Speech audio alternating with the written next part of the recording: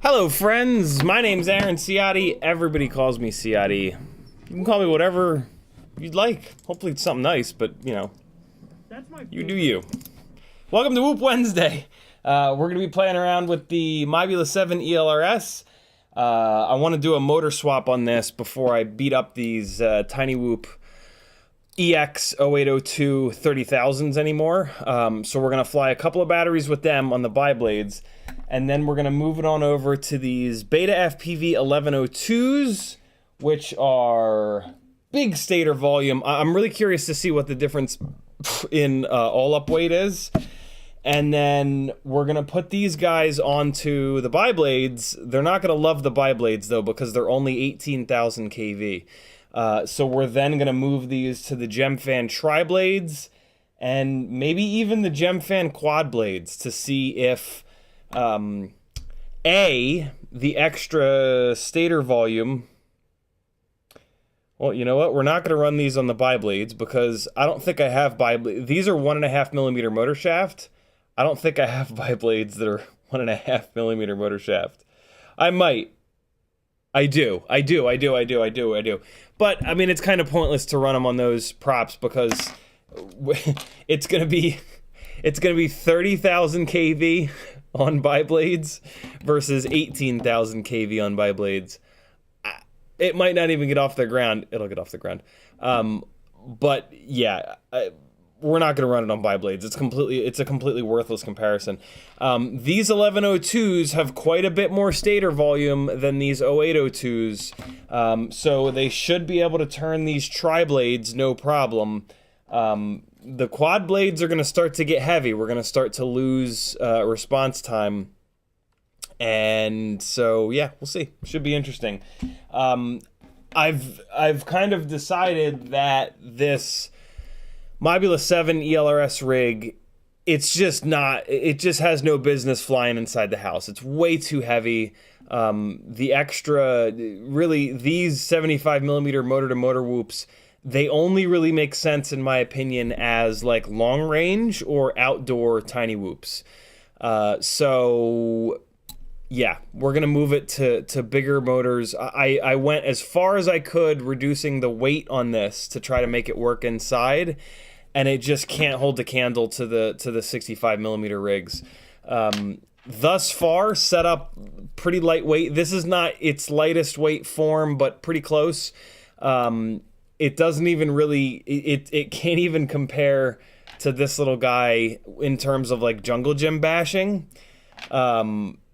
So yeah, we're just gonna throw weight out the window completely and build a bruiser that can just rail around outside.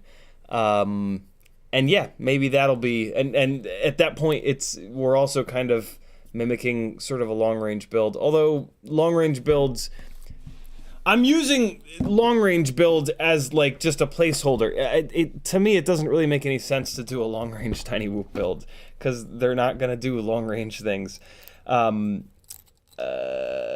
This is gonna turn into a garden ripper, and it doesn't necessarily need to be lightweight for that. Durability becomes much more of a thing, and I'm wondering if I can get this durable enough where so what I'm noticing basically is that with this setup to be as lightweight as possible, that means using motors that have a 1 millimeter motor shaft. No matter what, this is never going to be as lightweight as a 65 millimeter rig. The 65 millimeter rigs work with the 1 millimeter motor shafts.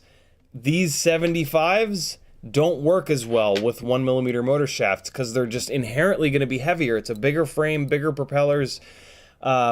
So yeah, I'm going to move this up to 1.5 millimeter motor shaft motors, and we're going to bang it around on that jungle gym. And that, I think that is going to be sort of like the final form. I have tried everything over the last 6 months to make this work inside the house, and it's just too heavy. It just doesn't make any sense inside the house.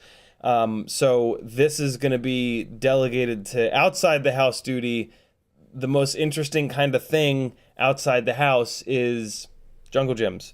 But with the bigger frame, the bigger props, it's too heavy for these 1 millimeter motor shafts. So we're kind of forced to go to 1.5 millimeter motor shafts. This will give me an excuse to try out a bunch of these 1002s that have come out. I'm going to find whatever the highest RPM, highest KV rather, 1002 is, and that's going to be the next motor that we try on this. But for the time being, I have a bunch of these Beta FPV 1102s because these are the motors that I use on the Insta360 Go tiny lifter rigs.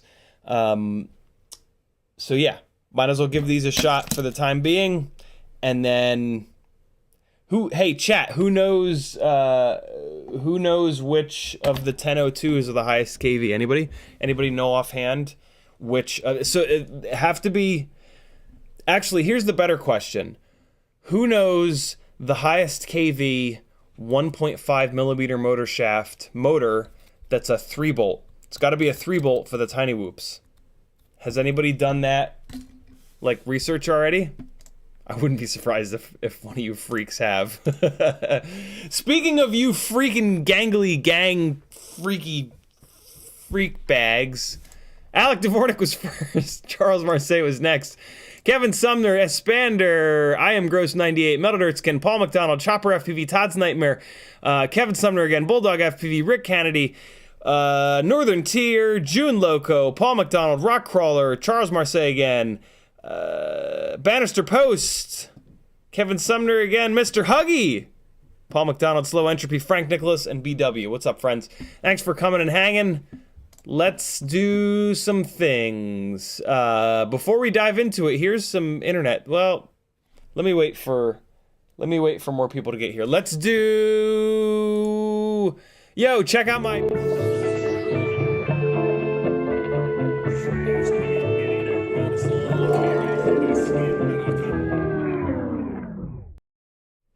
What if I came back from that, like, just full crotch? Like, just fully crotch up to the camera. Just like my, these are my legs. Just like, would you turn it off? I wanted to do a poll. That's what she said. I wanted to do, I had a great idea for a poll that I could leave up in the chat. And now I don't remember what it was. Shirt of the day!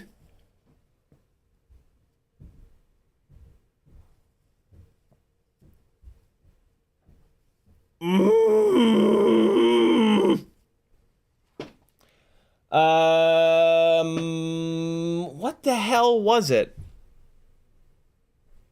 Oh, yeah. So here's the poll. Here's the poll. Wait, where do I put the poll up? Ah, crap. Where do you put the damn poll up? It's been so long since I've done one. Manage moderators, participants, toggle timestamps, send feedback. No, that's not it. Oh, you bastard. Where is it? Where is it? Is it in... It's not in viewer activity. No. Is it in stream settings? Nope.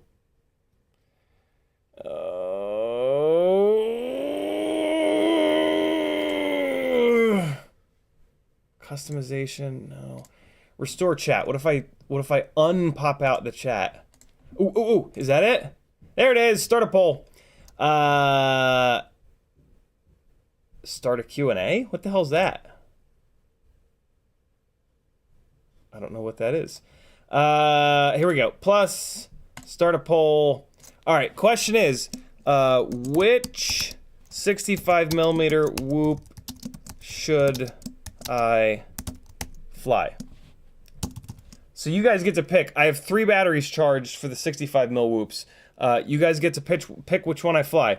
Option number 1 is analog 0702. All 3 batteries are going to get flown in the same rig. 0702 28,500 kV. Option 2 is analog 0702 30,000 kV. Option 3 is HD 0 0702 30,000 kV. And there we go. I'm gonna leave that up for a while, and you guys get to pick which tiny whoop gets, which lightweight tiny whoop gets flown at the end of the stream. But we're doing mailbag, yo. We Bleed FPV continuing to just support the living shit out of me. They sent you guys, because this is going to be in a giveaway, another koozie here, since I don't drink things that go in these koozies. They sent me a pack of their batteries. I might actually... Zotek didn't tell me why he was sending these. I might actually fly these. I do have a bunch of these. No, I'm not. No, I'm not. These are going to be in a giveaway. These are going to be yet another set of the awesome BT 2.0 batteries are going to the giveaway. I have a whole bunch of batteries. I like the We Bleed FPV batteries best because the label wraps all the way around the bottom of the battery. I know that seems like it's an insane reason to like these best, but the tinywhoop.com batteries and the Tattoo BT 2.0 300s, they're all the same. Tiny Whoop and Tattoo, they use one battery on the front, one battery on the back, and when you put it into your battery bay, those batteries start to peel off, and then it's just a pain. It's just annoying. And the Weebleed batteries, the wrap doesn't do that. I'm not gonna like throw those. I have like 10 of those other batteries. I'm just gonna peel the labels off, and then they'll work totally fine. It's completely insane for me to not give you guys these batteries that they sent over. You know what I mean? Because I want to use them because of the sticker. Ugh, right? I mean, I guess I could peel the stickers off those other batteries and send them to you guys, but I've been using those batteries, and I kind of want to just keep abusing them. So yeah, this is for you guys. Shout out to Weebleed and Zotek. They've got a new sticker design for you religious folks. So this will be an upcoming giveaway. And then I'm realizing I can't show you detail of what this is, but this is a prototype motor from them, and yeah, I can't show you any of the detail, but they sent me a set of 8 of these prototype motors. I don't even think they want me to tell you what the cave. I have no idea, but I'm not going to tell you anything about them because I don't want to step on my own dick.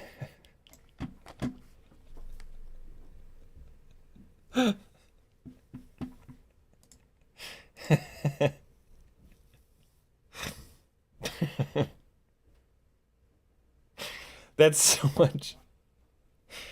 much of a funnier saying than put my foot in my mouth, isn't it?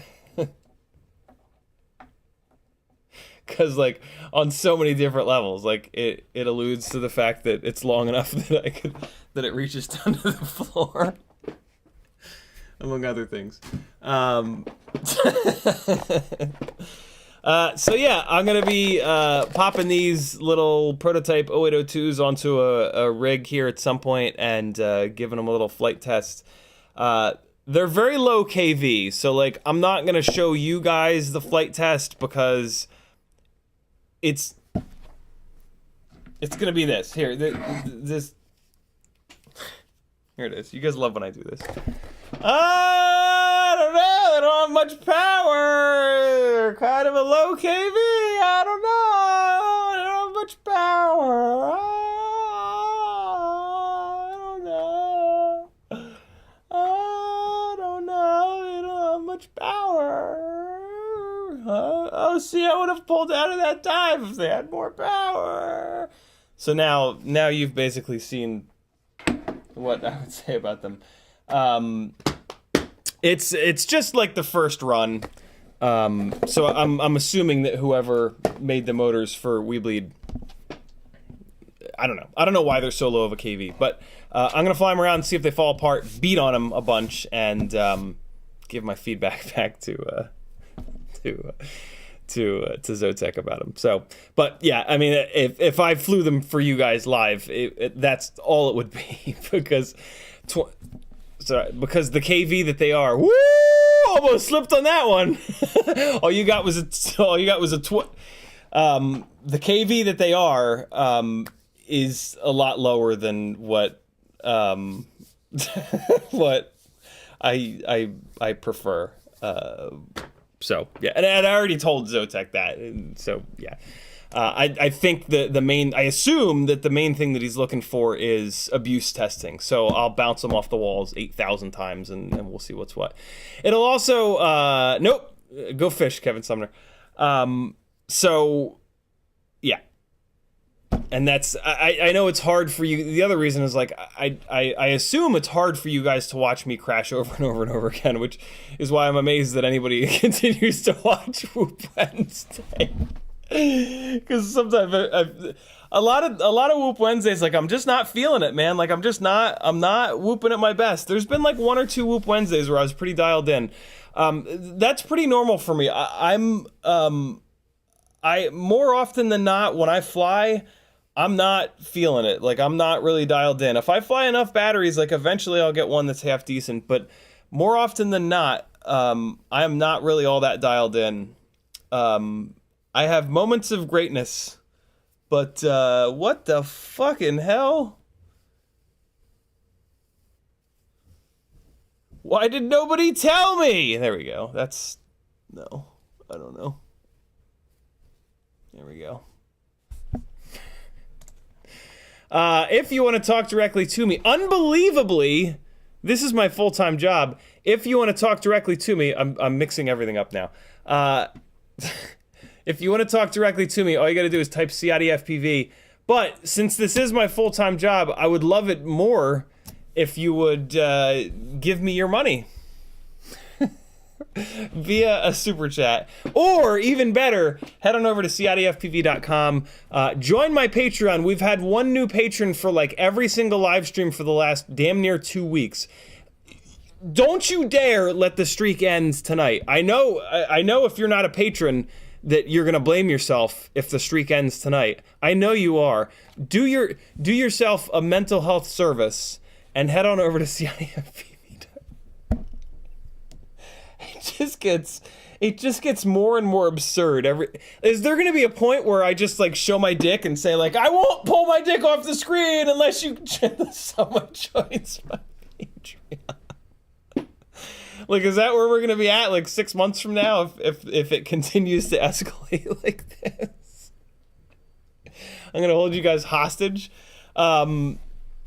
Head on over to CiottiFPV.com and join the goddamn Patreon. It's the best way that you can support me, and it's gonna give you the most stuff.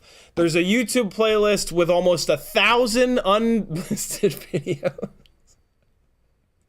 It's not even close to 1,000. It's a lot though. And then there's a whole bunch of other shit that you're gonna get, and you're gonna love it. There's an exclusive flight edit that you'll get in your welcome email. You'll get full access to the Discord channel. I'm actually in the Patreon only live stream live Discord chat right now. I'll probably forget to look at it, but I'm in there, so patrons can send, pictures and stuff over there. Kevin Sumner just posted a picture of a whole bunch of ugly-ass McMaster car bags. I don't want those. Those are ugly. And now I know why you want to send them to me, Kevin, because they're ugly bags with the ugly yellow stickers. Don't you wish you could see what I'm looking at over here? $3 a month will allow you to do that. That's only 10 cents a day, you filthy animals. I flew this rig. There's a bunch of other ways that you can, so tonight we're also going to be working on this rig. Support me. There's a bunch of affiliate links too. Look, I got a water bottle. There's a bunch of affiliate links over there. Amazon. I know you're doing orders on Amazon. Hit my affiliate link before you check out. Look, we're going to do mailbag too. We got another whole mailbag to do. Look, goggles. You can also support me with other affiliate links, like there's one for We Bleed FPV, there's one for Flywoo, Get FPV, all your favorite shops. God's website, FPV Cycle. There's also a Fiverr store where you can work directly one-on-one with me.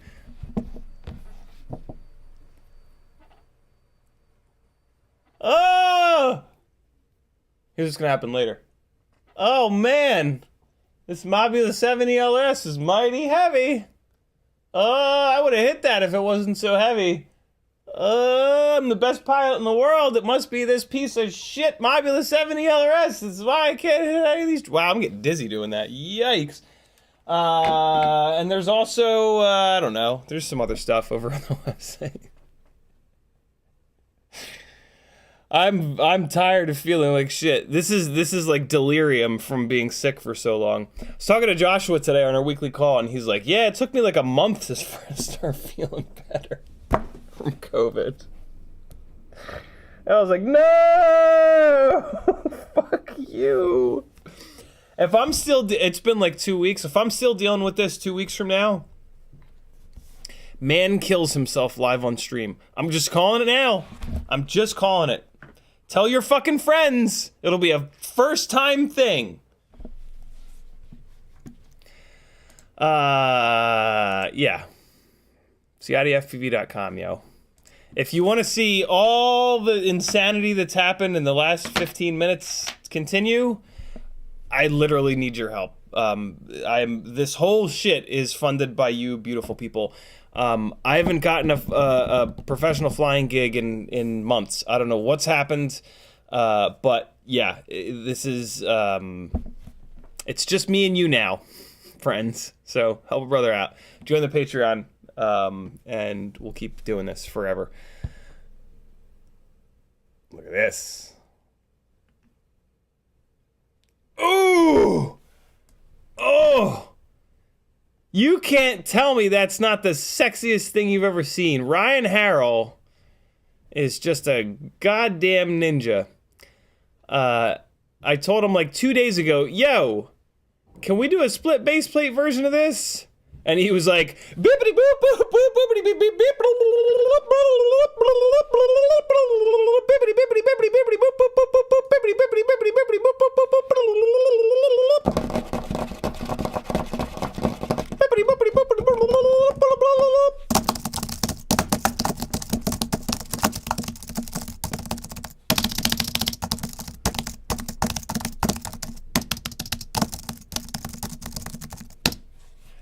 And this is what came out. Can you believe it? He just typed this. He typed into the keyboard, and this came out. There's what I just typed on the keyboard. Yeah, this is it, man. This is we did a bunch of things. We had to widen the front standoffs because I'm a dunce. And the first person that designed the frame, I was like, yo, it's designed specifically for the Runcam hybrid, so I need 19 millimeters in between the front screw holes. I said screw holes, I'm sure. I didn't say standoffs. And they said, okay. And they put a 19 millimeter gap in between the front screw holes. Then standoffs went on. And it was no longer a 19 millimeter gap. So yeah, that was a colossal fuck up. And Ryan didn't know, so Ryan left it alone. So on this one that I have, on this prototype that he cut me a while ago, I can't even put a Runcam hybrid in here because you have to push it back so far.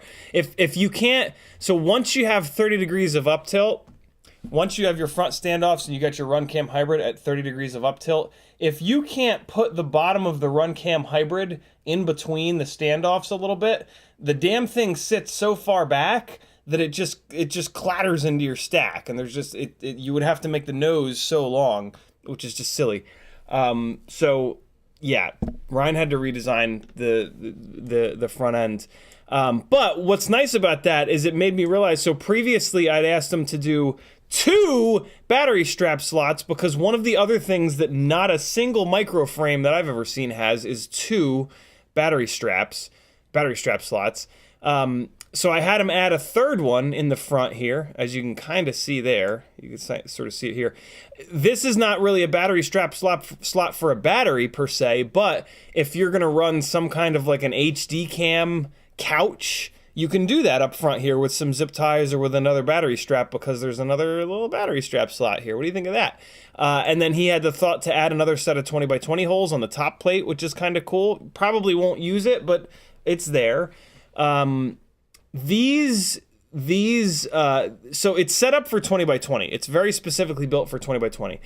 I'm not adding AIO holes to this. But technically there are 30 by 30 holes.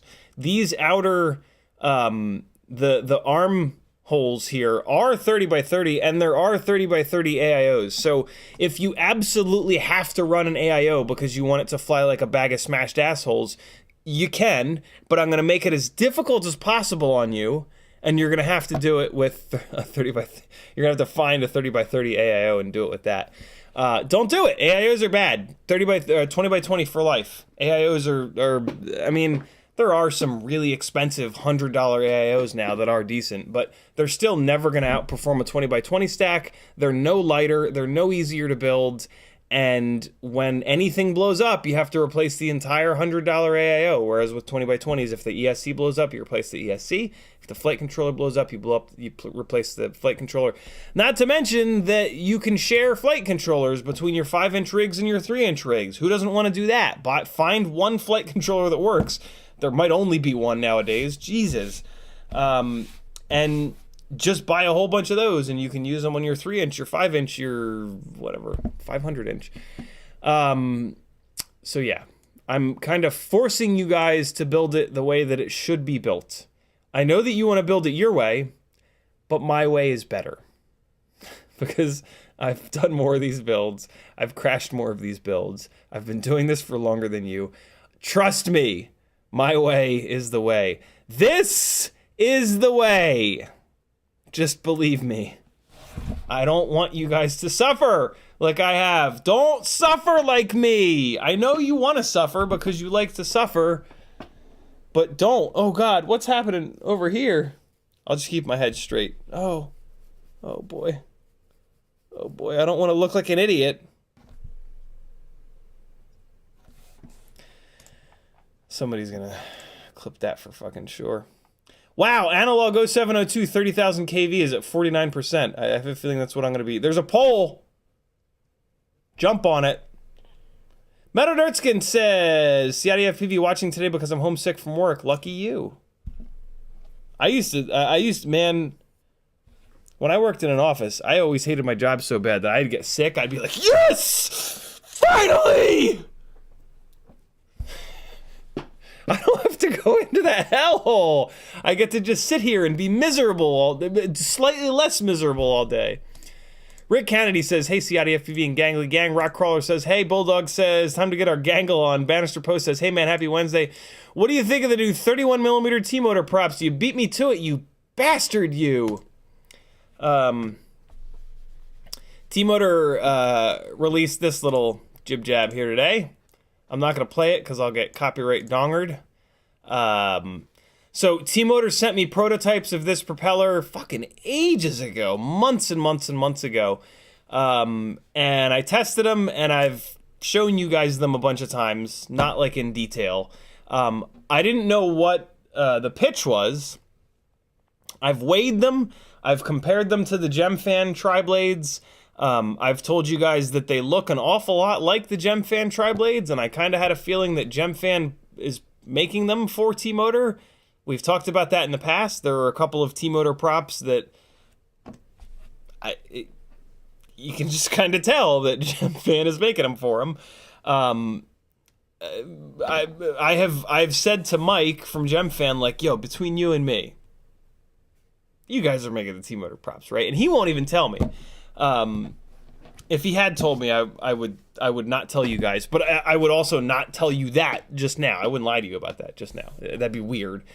But yeah, these are all good things. Gemfan, in my and most opinion, is they make the highest quality, best balanced propellers. HQ props are still great, don't get me wrong, but I think I think Gemfan props are maybe 1% better. So they're all amazing, but I prefer Gemfans. And I preferred, fair warning, fair whatever. I am a Gemfan sponsored pilot. I've had this opinion forever, long before I was a Gemfan sponsored pilot, years and years and years before. So don't.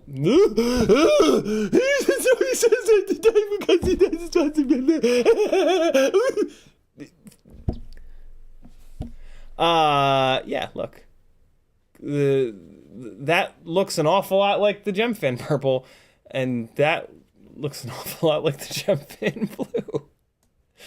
But you know, it's a good thing. They're lighter. The prototypes. I don't know if these production ones are lighter, but the prototypes are lighter than the Gemfan tri-blades. I haven't known what the pitch is. So here you go. They got the weight, 0.22 of a gram. I forget what they were when I weighed them. I don't know if these are any different than the prototypes, but this is a great little commercial, by the way. They have some great, just little like static camera shots of Tiny Whoops doing Tiny Whoop things. But yeah, here's the pitch. The pitch is they're 1219s. Well, the pitch is 19.9. I don't know why it's so goddamn blurry. Be less blurry, you jackass. There we go. The Gemfan tri-blades, so they're saying that the pitch is 19.9, which if you round up is 20 pitch. The Gemfan tri-blades are sold as 1219.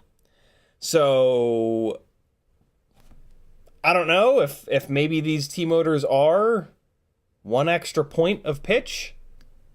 I don't know.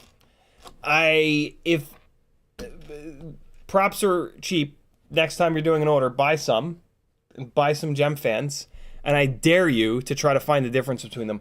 What I will say is that the prototypes were lighter than the Gemfan props, and lighter is better as long as they don't get all bent up, which they haven't. I've flown them a bunch and they don't get all banged up and bent up and whatnot. So, yeah, maybe as long as the production ones are as light as the prototypes, then with them being lighter and the same, if not one extra point of pitch, they're kind of the prop to go with. Bannister Post, thank you for the $10.11 super chat. I will read your super chat comment when I get to it in the chat. Speaking of chat, I need to get caught up. I'm all over the damn place. Great question. Whoever asked that question, Bannister Post. It was Bannister Post. He asked the question. So yeah, those are the gray props that I've been testing for months and months and months and months. You guys have seen them. I've flown them. They're awesome. I can't tell the difference between them and the Gemfan props, if I'm completely honest. If you can, I love that. Tell me if you can, but you got to blind test them, because that's the only way to get placebo out. I have not blind tested them. Like, here's the deal: if you don't blind test props, if you don't blind test something and you can't tell the difference, it's kind of worthless, in my opinion, to then blind test it, because what's the hell's that going to prove? You can't tell the difference when you know the thing. If I had been able to tell the difference, I would have blind tested them, but I don't think that blind testing them all of a sudden is going to make me be able to tell the difference. All it's going to do is give me an opportunity to have a 50-50 fucking guess. I'm going to fly the thing around and go, I think maybe these, maybe, like, you know what I'm saying? I'm having a fucking weird hair today.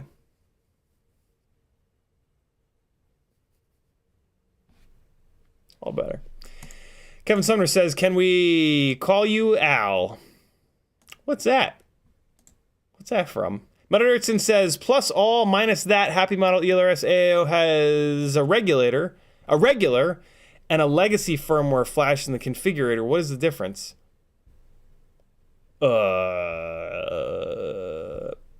My guess is that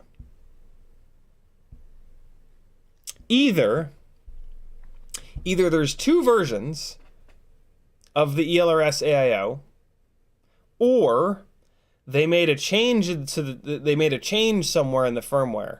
So my guess is that they did that so that when they get the customer service email of like, hey, I just flashed it and it doesn't work, they can say, try the legacy firmware flasher. Maybe that'll work. So I bet you there's a slightly different tune. Like maybe on the regular one, it's a more aggressive tune, and then on the legacy one, it's a shittier tune, right? That's my guess. Kevin Sumner says RC in power 1002 22,000 kV.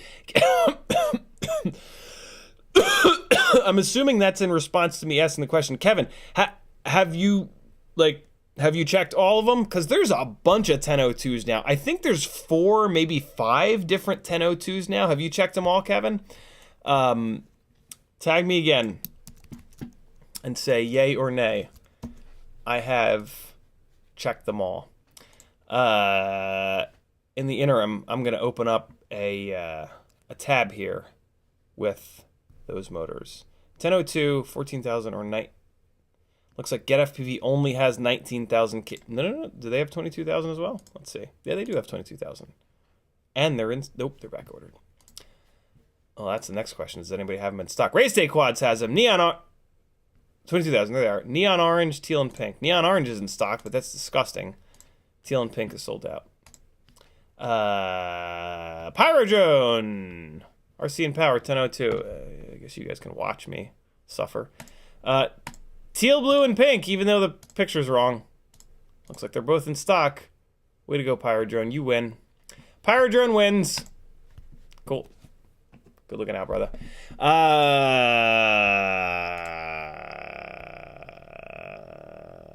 Easy FPV says, I'm here because of the title of the video is mailbag, not mailbag. LOL. Yeah, Easy, just in case you didn't see it. I don't think you came long enough. I stole this little thing from, I stole that, and this, actually, no. I stole Mailbag from The Man Show. Anybody remember The Man Show with Adam Carolla and Jimmy, was it both of them? It was Adam Carolla and Jimmy Kimmel. Yeah, The Man Show, they had Mailbag, and then, I don't know if Mighty Car Mods stole it from them, because Mighty Car Mods are from Australia. I don't know if Man Show ever made it over to Australia, but Mighty Car Mods has this little thing I'm about to play that I stole from their second channel, MCM2. That they play on this like hour-long, like just little talk show segment thing that they do. That's really fun. So shout out to Mighty Car Mods. If you're into cars at all, they are arguably the best car channel on all of YouTube. They're awesome dudes. They're advocates for mental health. They are just like great guys. They've been doing this forever. Yeah, super real dudes, which is very rare in the car world. My God, the car world is just inundated with garbage people, unfortunately. But I stole this little thing from them, which is why I call it Mailbag.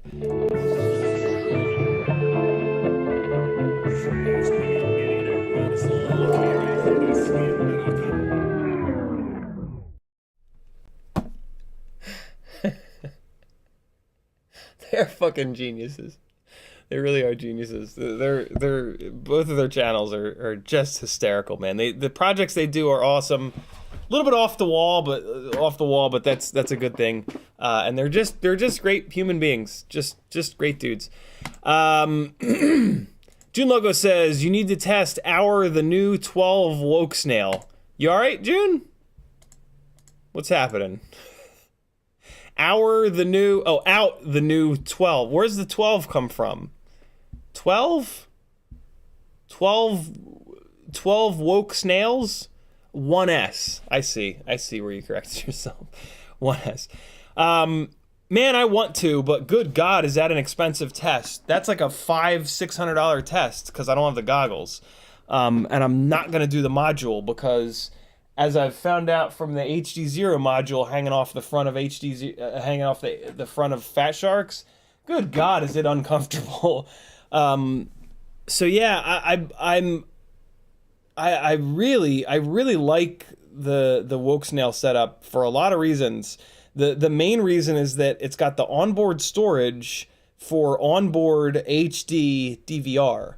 Like that's fucking awesome. Like that's awesome for 3-inch rigs, or 2.5-inch or whatever. So like I'm really tempted to pick up a set of the Fat Shark Dominators, but they're really expensive, and you know, being full-time FPV don't pay well. So yeah, that's a tough pill to swallow. I'm thinking about asking for a set of the Fat Shark Dominators for Christmas, maybe. But I don't know. There's like a lot of around the house kind of stuff that I think I would kind of rather have for Christmas, because yeah, I don't know. We'll see.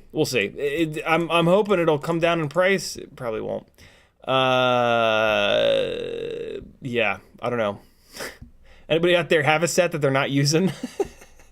I mean, it's so. Chances are that that the new DJI V2 system is going to be 20 by 20, and just like the Vista, right? Like let's just be honest, it's probably going to be that. DJI, there's no real reason for them to change form factors. So there's that. And I don't know, man, like that whole thing, like new set of goggles, all new Vistas and shit, like, oh God, that's gonna be real expensive. So I'm trying to justify it. I'm trying to justify the woke snail stuff by, in my head, thinking like, well, the new DJI shit is gonna be amazing, I'm sure, but it's also gonna be brutal expensive. And I just got a whole bunch of shit set up on Vistas. Like for me, what you want to remember for me is like, I want to be ready for professional work at any time. So I have to have absolute bare minimum 2 Cinewhoops ready to go and 2 5-inch rigs ready to go on digital. So that's a ton of money, right? Like if the new DJI system is more expensive than the current DJI system, which why wouldn't it be? It's better and it's newer. That's a ton of money. Realistically, I actually have to have 3 and 3. So yeah, the V2 DJI system realistically is probably going, how many times can I say realistically? Is probably going to be like prohibitively expensive, which is fine because the Vistas are great and I'm perfectly happy with them. And like, yes, the Avata, which has the new system on it, yes, it outperforms the current DJI stuff, but not that, like, yeah, it's better, but it's not like night and day better. It's not like analog to digital better. The Vistas are still awesome. So, and I'm happy with them. So yeah, I think I can like just be like, well, that V2 shit's maybe a year from now, maybe 2 years from now. And that makes doing the woke snail thing a little bit more realistic. What I will say is that it really feels like HD0 is going to be the solution for racing, not freestyle. I don't think it makes much sense for freestyle. The DVR doesn't look nearly as good as the woke snail system. So like if you lose your HD camera from a hard crash and you want to splice in the DVR footage, woke snail footage is going to look a hell of a lot better. Period. Right? And so yeah, and I mean, eventually I would like to get off of analog, but then I'm playing around with the whole latency thing again, right? The woke snail system latency is not as good. How does the I could look this up, but I'm sure somebody in chat knows the answer to this. How does the woke snail latency compare to DJI V1 latency? It's about the same, right? I know it depends if you're on 720 or 1080, but I think it's the same, right, as the DJI latency. I don't have a problem with the DJI latency. I don't really notice it. The problem that I have with the DJI Vistas is that they stutter when I hit shit. So if the woke snail stuff doesn't do that, then it's a huge win, especially because I can then do like the 1S thing. I can start putting it into some of these 3-inch rigs. These little guys with the Vista in them, man, they get heavy. I haven't done a full build yet, but, and then the whole naked Vista thing, like, ooh, it's creepy. It's creepy. It's all naked. So yeah, I don't know. I don't know. I really don't know. But I'm trying to kind of wrap my head around it. There's some really cool aspects to the woke snail setup. So I don't know. I'm gonna keep thinking about it. We'll keep talking about it. E-Doc says those the new. Oh, I'm an idiot. I am very dumb.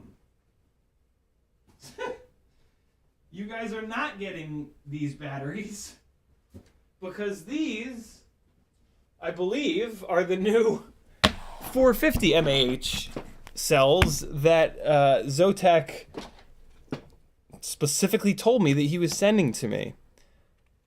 Jesus. What a dunce I am. I'm such an idiot. I got these yesterday. I could have charged them up and we could have flown them on the goddamn Mobula 7 tonight. What a moron. E-Doc says, those the new Weebleed 450 BT 2.0 batteries? I bet you they are. Oh, they're not. I was right. No, he just sent me an extra set of the regular 300s for you guys. Either for me or for you guys, but as per our discussion earlier, these are for you guys. That's funny. See that? I'm not an idiot. I knew. Without knowing it, I knew. I'm Gross98 says those batteries have pigtails on the BT 2.0. So WeBleed FPV now has folded cell 450 mAh BT 2.0 batteries with either pigtails or no pigtails. No pigtails is a little bit lighter, but depending on your build, it might be a pain in the ass to get your plug into the no pigtail setup. So yeah, I have and I have an affiliate link to WeBleed FPV. So if you're gonna buy some, do me a favor, hit my affiliate link before you check out, and I'll make a couple of percent of your total order, and it won't affect you in any way. License to Drive says, you got to see my latest 3D print mount to hold almost any T antenna on almost any standoff distance with a Facebook link. Let's see if it'll work. It's working. Ooh. How do the different distances work? Let's see.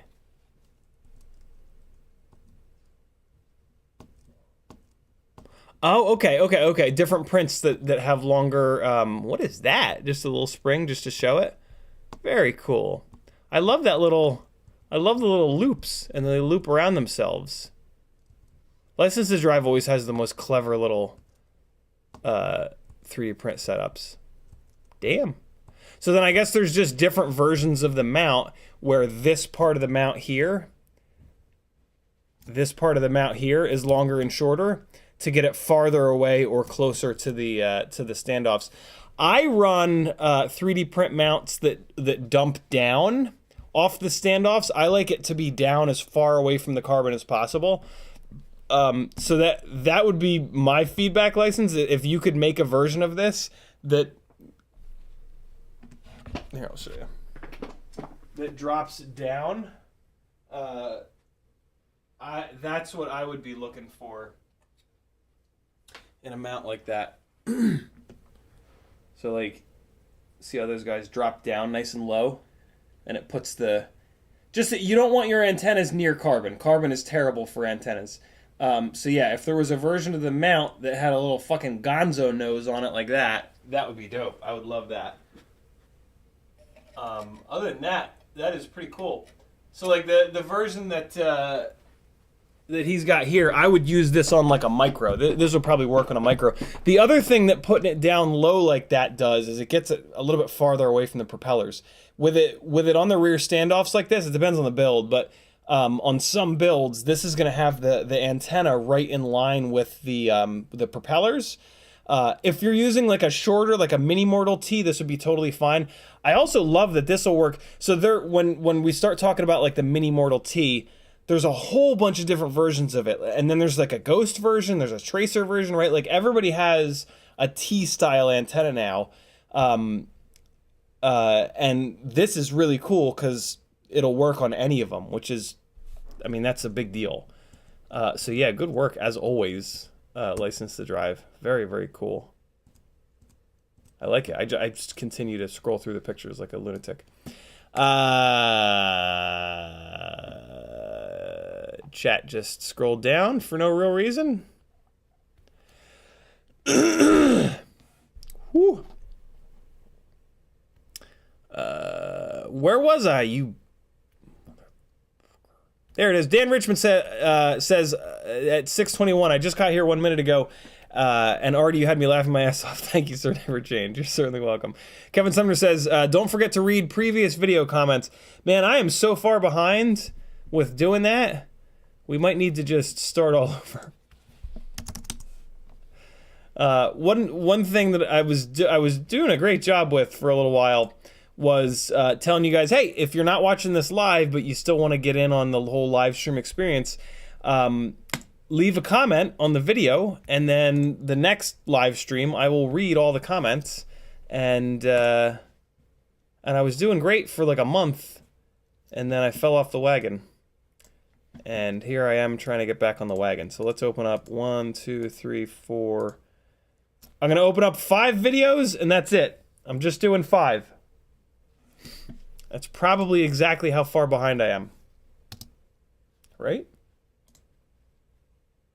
Oh, poor computer. Relax. It's gonna be fine, I promise. Halloween stream! 2 comments. Apache Smoke Wood and Sniper says, hope you and the family are feeling better. It was a bit scary to watch and see you finish a completed quad. By the way, did you unplug the VRX? You did. Stay safe. Charles Marseille says, you got real smooth on y'all when that Halloween music started. You could try different styles of music and see the effect on your flying style. Interesting. Maybe we'll play around with that again tonight. I put music on and I flew to the music rather than talking. Whoop Wednesday last week. Bob Bruce says, loving your vids, just got into whooping, been droning for just over 6 months anyway, thanks. And have you seen the new 0802 BBs from Rotor Riot? And then I replied to Bob Bruce's comment, and we talked it out. Tri-State Drone Services says, TPA to 0.75, thank you, sir. He was having a problem with a little bit of vibrations at full throttle, and I told him to move his TPA up, and it looks like it fixed it. Christopher Robbins says, thanks for all the info. You're certainly welcome, Christopher. Boiler Boy says, what's your view on the new Hype Train BB 0802s from Rotor Riot? They're 29,700 kV. I replied that, watch the live stream because we talked about it in the live stream. Anonymous Wellen says, learn to fly first is real and disaster. I'm not really sure what Anonymous means there.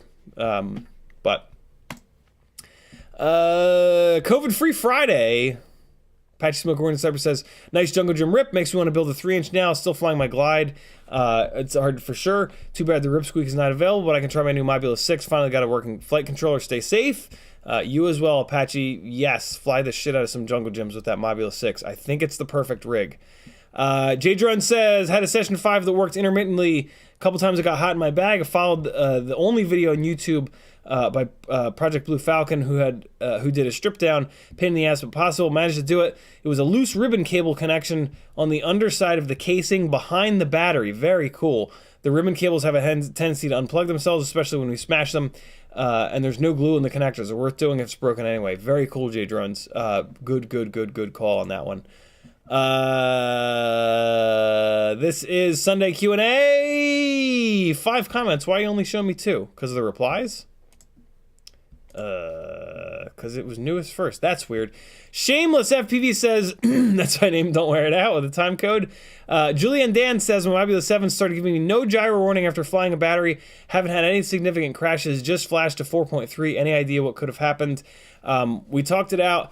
A no gyro warning, like, that's something that I don't think that is, I don't think that's a firmware thing.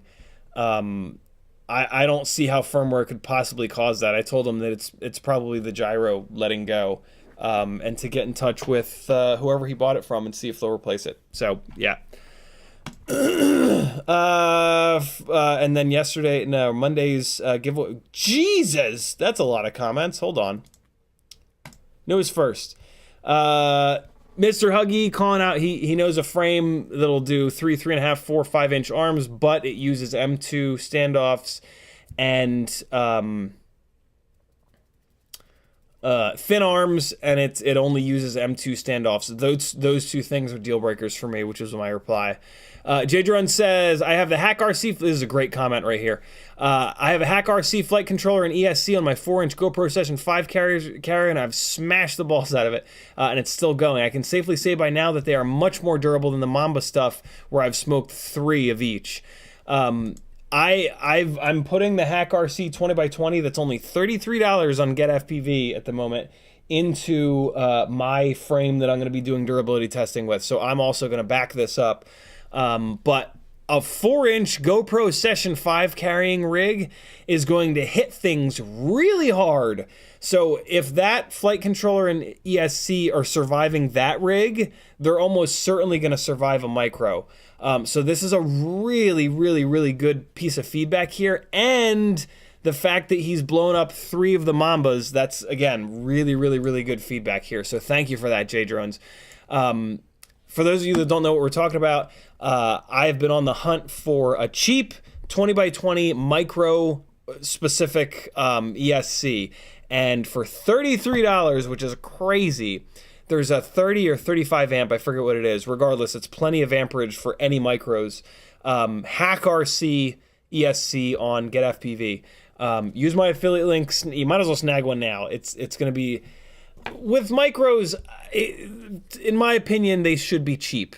So, yeah, that ESC is the best value I've seen. And the number one thing is durability. When we start buying cheap components, durability typically goes out the window. So the fact that it's even remotely durable, I've had mine and I've beat mine up a little bit and it's held up fine. I'm going to really test it on this rig when it's finished. But between me testing it and what J Drones is saying here, that's pretty awesome. So I would just snag one or two now, to be honest. Compost Pile says, yeah, I'm excited to try that frame. I have my electronics ready to go. Awesome. Talking about my future frame. Synthetic Tone says, dude, you may... oh, yeah, we talked about this. Garter Rotor, I'm going to keep it to FPV stuff. Garter Rotor says, day job, collision shop. Again, we're going to keep it to FPV here. Apache Smoke says, what's up? Hope feel better soon. I'm not going to say to take a rest. After a few flights, Mobula 6 ELRS, the SPI will not connect to the receiver. It didn't change anything, just swapped the battery, put the original firmware back from Happy Model site. It's connected now, but it's doing flyaway with the default settings. I'm lost. By the way, you said in the live stream that... oh, yeah, I called out the wrong person. Don't want to take credit for something I didn't do. Stay safe, everybody. I did not reply to this.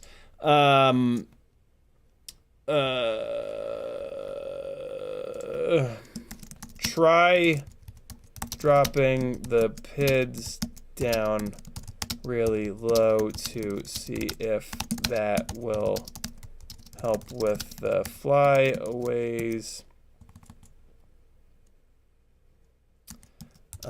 That's our first troubleshooting step here. All right, cool. I'll work with Apache on troubleshooting that, as I tend to. All right. Wait, what was that?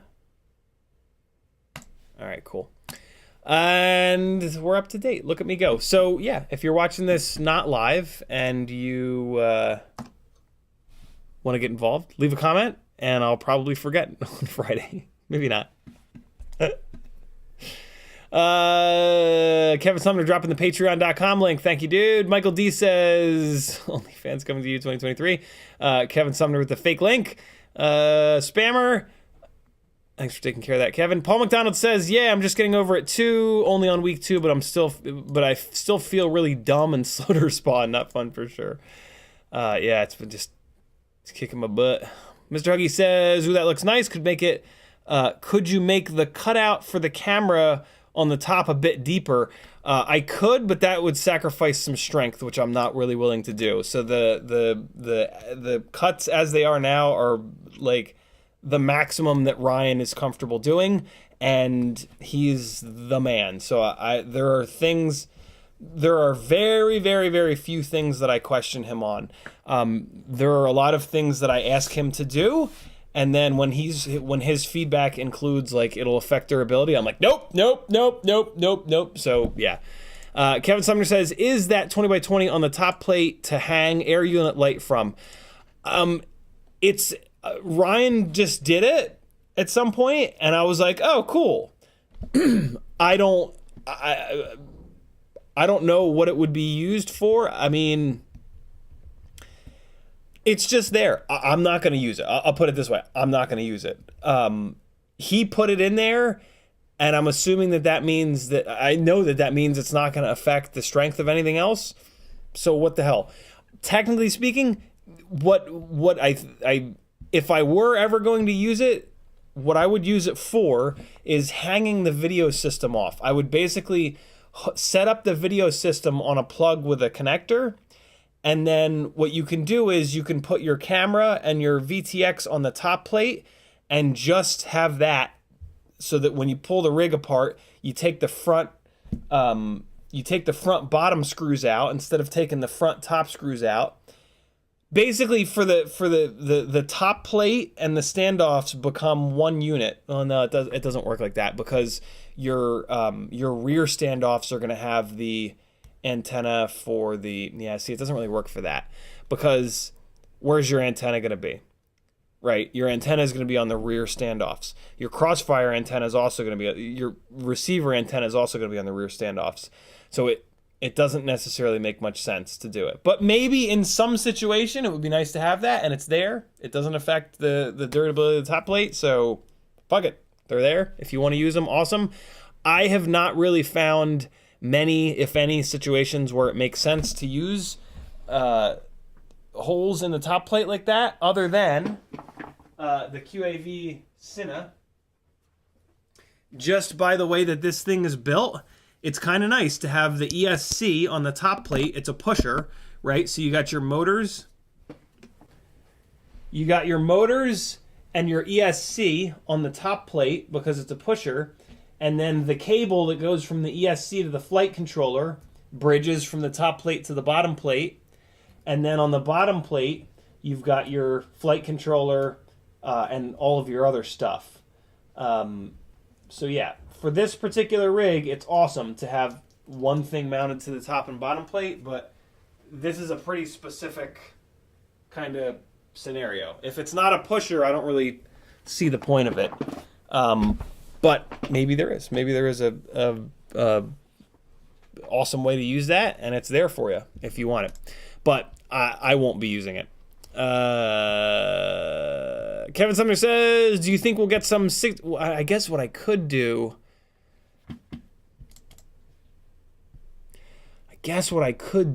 is ask him to make those AIO dimensions. I really don't want you guys running an AIO on this frame, though. Here's one of the main reasons I don't want people to run AIOs on this frame. You're gonna build it with an AIO, it's gonna fly like ass, and you're gonna say Ciotti's frame sucks balls.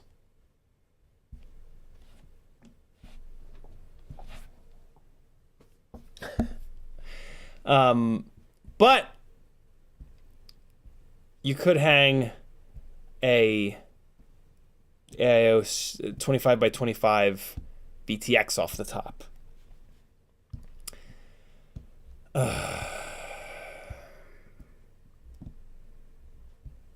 Like HD0. But those are all 1S specific, aren't they? I think in all cases there's a 20 by 20 version available.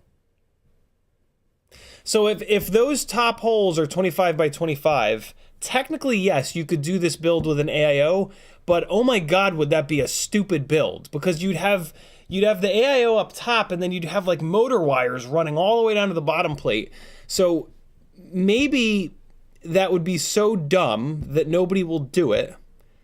And then if you want to hang a 25 by 25 VTX off the top, go for it. I'm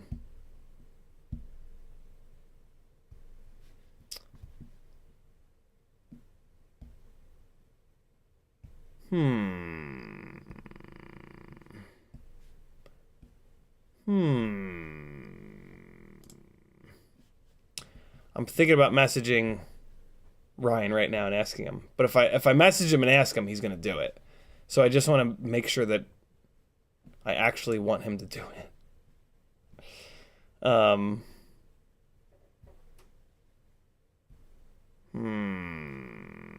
think I'm about to message Ryan and ask him to do it. Because, like, on one hand, it's like, oh, I already have a 25 by 25 VTX. We'll just sell it and buy a 20 by 20. Because I think you can get a 20 by 20 VTX in all of the different HD systems. But, like, what a pain in the ass. Right? I'm going to ask him. Could the holes in the top plate be...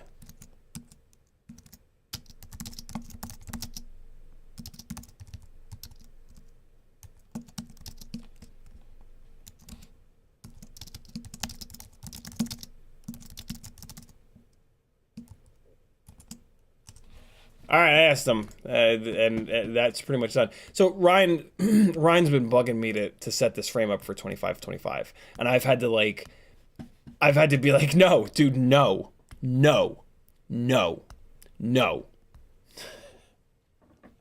And like, I've justified it, and like, and he's right. Like, he's right. I should. But I won't. I do not want people to build my frame with an AIO. And if that means somebody doesn't buy my frame, good. Literally, like, cause I want people to build this and have a good flight experience. And AIOs are not a good flight experience in my opinion. Not as good as 20 by 20.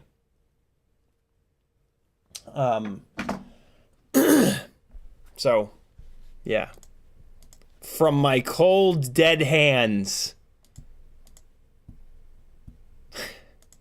And, like, if you really want to, you can just put a ridiculous adapter to go from 2020 to 2525. And then, in that case, it's like, well, this thing flies like shit. Well, yeah, of course. It's because you're running a stupid adapter and a stupid AIO. I tried to tell you.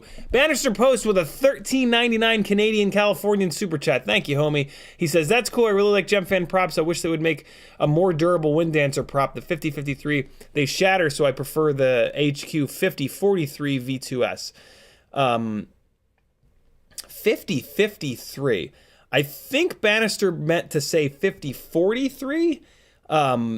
But Bannister, that is not a fair comparison. The Gemfan Wind Dancer series, that's their old series of propellers. Those are super outdated, and to compare those to the HQ V2S, that's not a really fair comparison. The V2S is a brand new current gen prop. The dog is going completely bananas.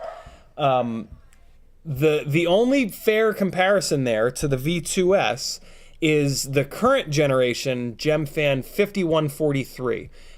I've done that comparison time and time again, and I prefer the 5143. 5143.3 is the full name of the Gemfan prop. That is Gemfan's current generation 43-ish pitch propeller. Yeah, you'll be hard pressed to tell if you like the HQ V2S, you won't be able to tell the difference between the 5143.3.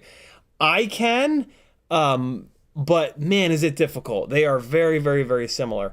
There are there's even some other options. So the HQ prop is a 5-inch. The Gemfan is a 5.1 inch. So you're going to get a little bit better runtime, a little bit more thrust out of it. There are some other, like, newer, better props, though, that not necessarily better, just different props to try. The Gemfan Spang props are a 4.9, which is cool. You get a little bit less float. They're a little bit lighter. And then there's also the Vanover prop. There's the Gemfan Vanover prop. So those are, like, brand new. If you want to try something that's, like, absolutely super, like, fresh. The HQ V2S is about 1.5 years old, as is the Gemfan 5143.3. I don't remember which one came out first, but they came out right around the same time. So yeah, get rid of those old wind dancer props, man. Those are super outdated. That's like a 4 or 5 year old propeller design. Things have changed quite a bit since then. Thank you so much for the super chat, though, brother. Very, very cool of you. Kevin Sumner says the 80s song from Paul Simon, You Can Call Me Al. I've never been into Paul Simon. June Loco says, who makes those new props? T-Motor, I think. I don't know what new props you're talking about, but the only props I've talked about were the T-Motor Tiny Whoop props. Doc says, I answered for Metal Dirtskin. The legacy target is for SPI ELRS Happy Model boards, and the new target is for ELRS boards that have it on the UART. Very cool. Thank you for that, Doc. Thank you. The power of the Gangly Gang right there. Kevin Sumner says, I looked at everything on Pyrodrone for 10 and 11. Awesome. Thank you, dude. Boilerboy 1981 says, can your frame accommodate Walk Snail and HD0 VTX as long as they're 20 by 20? Although, actually, no, because I just sent Ryan that message. I'm sure he's going to be thrilled.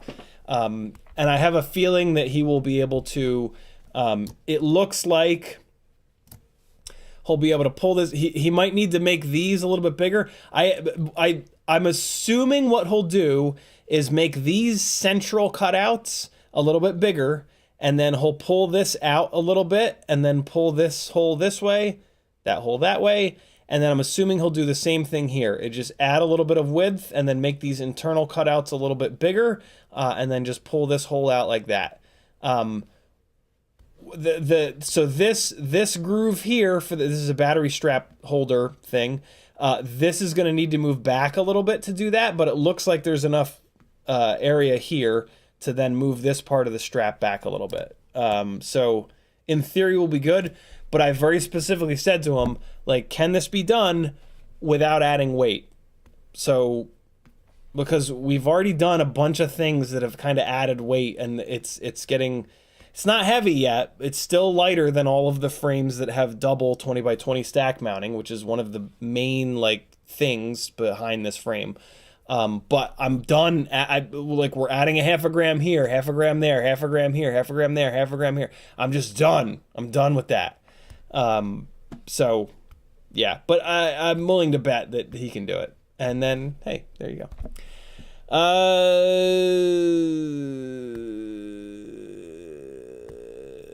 Gardo Rotor says, those new DJI goggles would piss you off. They fit like crap and I get blurriness on the edges.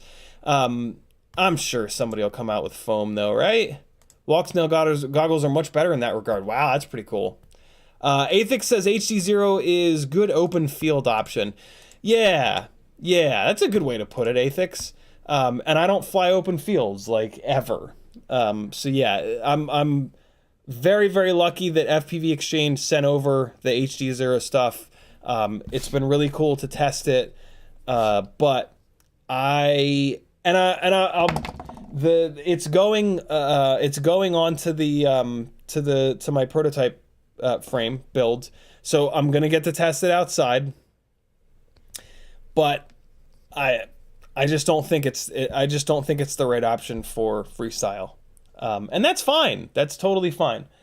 And if Woke Snail doesn't do the freezing thing that DJI V1 stuff does, Christ, there's actually a chance that I would maybe move everything over to the Snail. Oh, it'd be fun to call it the Snail. That'd be a fun thing to say over and over again. Kevin Sumner says, walk snail latency is about 10% worse than DJI FPV system in optimal conditions. Are you kidding me? Even on 720 and shit? God damn it. That's annoying.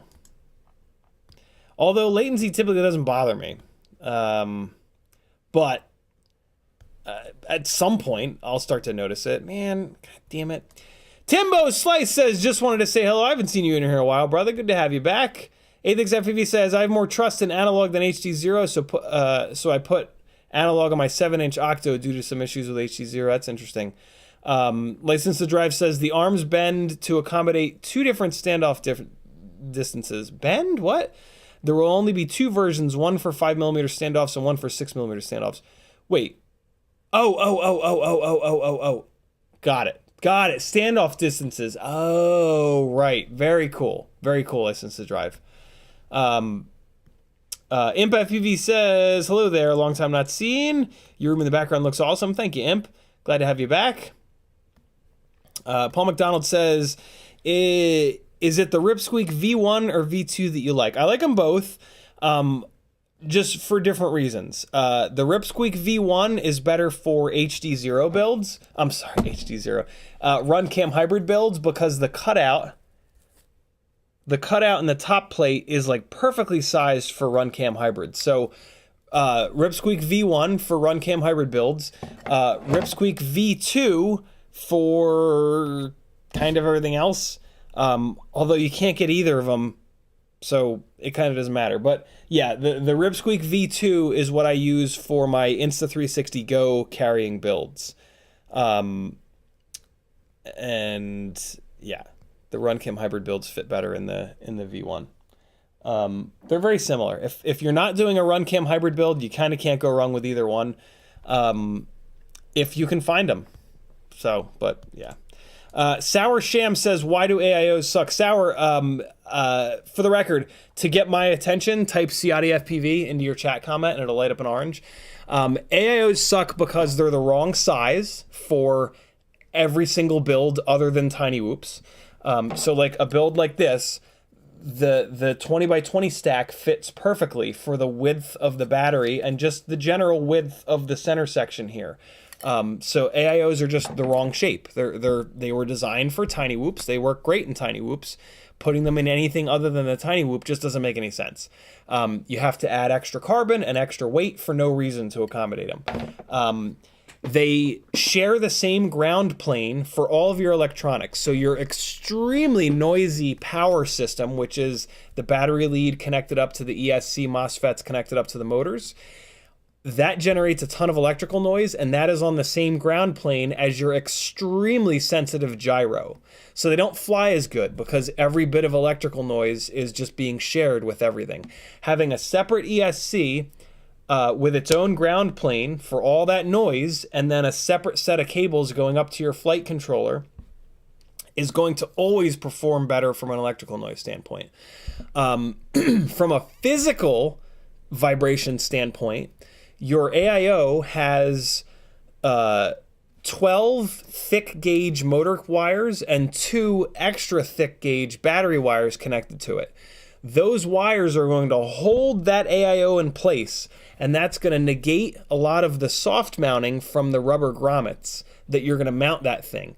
So you're hard mounting the board that your gyro is on, and that's terrible. You want your gyro to be on a board that can just float and absorb some of the vibrations that naturally you're going to get from your motors and your props. So if you want a rig that can put up with a lot of abuse, which is super important for me, I like to just bash the shit out of my rigs and bend the props back and keep going. You need to have your gyro on a board that's going to float, and an AIO is never going to float as nicely as a nice 20 by 20 flight controller that only has a couple of 30 gauge wires connected to it. If anything breaks on the AIO, you have to replace the entire $100 board.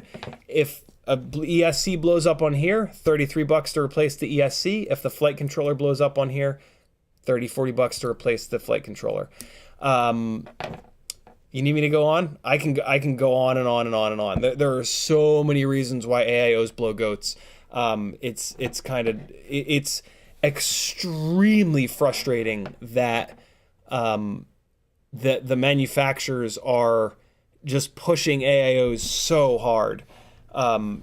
They just don't make sense for so many reasons. They're also not any lighter. People think that like AIOs are lighter and or easier to build. They're not. They're no lighter. They're actually, in some cases, they're heavier because they're now having to do extra shit with the ground plane to try to get it to not be so noisy. And now you've got a massive ground plane because it's 25 by 25 instead of 20 by 20. On a 20 by 20 ESC, that's where you got the big thick ground plane. And on the flight controller, you don't need to do that because the flight controller is not really noisy. So AIOs at this point are actually heavier, and they're no easier to build. Like okay, all right, they are easier to build. All right, they're easier to build, right? But here's the only difference. You take this cable and you go, and then you go, and that's it. That's not easier to build to me. That is not easier to build to me. I guess you could maybe argue that you have to space it, you have to play around with the spacers between the flight controller and the ESC, but come on now. Come on now. And I've actually had a hard time, like anytime I've had to build with an AIO, I've had a hard time because how big it is and like just getting it to fit and like fucking wires coming off. I'm like, they're just bad. They're bad. Kevin Sumner says HD0 Whoop 2 to 6S and Whoop Lite, and both Woke Snail VTXs are 25 by 25. HD0 also has 20 by 20 and 30 by 30 options. Is there not a 20 by 20 Woke Snail VTX? I assumed that there was. I know that there's an HD0 20 by 20 VTX because it's, well, this one's discontinued, but there is another one. Riot9 says, I put a 25 by 25 AIO on the top of your frame and it wasn't durable at all. Go figure. I guess you could flip the whole frame upside down and fly it as a pusher. That'd be a nightmare. YouTube did the thing, finding my place, yada, yada, yada. Athix says, aren't all woke snail 25 by 25? Damn it. I assume that they made it 20 by 20, but I get it. Casey Anderson says, hey, my thingy didn't tell me you were live. Not fair. Easiest way to fix that is to give me 10 cents a day, Casey. If you join my Patreon, you will get... So YouTube's notification system is straight up broken. You can try to click the bell, but it's broken. I've literally had people that are like, yo, I want to see your live streams, but I'm not getting notifications. And I'll be like, yo, the best I can do is to tell you to join my Patreon. This is one of the reasons that for all patrons, they get an email notification from Patreon. They get a Facebook notification over on CiottiFPV.com and in the private Facebook group. And then they get a Discord notification as well.